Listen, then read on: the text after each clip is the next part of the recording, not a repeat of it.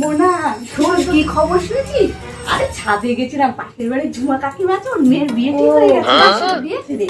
আরে এতক্ষণ তো ছাদে দাঁড়িয়ে ওই আলোচনাই হচ্ছে। প্রেম করে বিয়ে করলো না মা? আরে হবে নাই বা কেন, প্রেম করে বিয়ে করলো তো মেয়ে, জামাই খুঁজতে হয়নি। হ্যাঁ আমি জানতাম তো, অনেকদিন ধরে দেখছিলাম। মানবে না কেন? যেমন উঁচু লম্বা তেমন দেখতে, তেমন আবার ব্যাংকে চাকরি করে, ওই জামাইকেও ছাড়ে। পেয়েও গেল, দেখ কত সুন্দর, কোনো খুঁজতে হলো না, কিছু হলো না, জামাই একটা পেয়ে গেল। ওরম যদি আমরা একটা পেতাম তাহলে সব হয়ে। প্রেম করলে এইরকম যদি মানুষ করে তাহলে অবশ্যই মা বাবা মেনে নেবে। আর তুই সারাদিন দেখি ফোনে খালি কি করে গেছে, কি ঘোরাঘুরি করিস না, কিছুই করতে পারিস না। সত্যি কথা বলতে কি মা, আমিও না একজনকে ভালোবাসি, মানে প্রেম করি। করিস? কই বলিস নি তো আগে। ওই যে ওই পাড়াতে বাড়ি, আমাদের সাথে কলেজে পড়ে, দেখতে অতটা ভালো না। কি করে ছেলেটা? কিছু একটা করে না, এখনো কিছু চাকরি বাকরি পায়, মানে এসএমএস না কি বলে তোরা, ওই যে মেসেজ এসএমএস ওই সমস্ত করিস তাই না?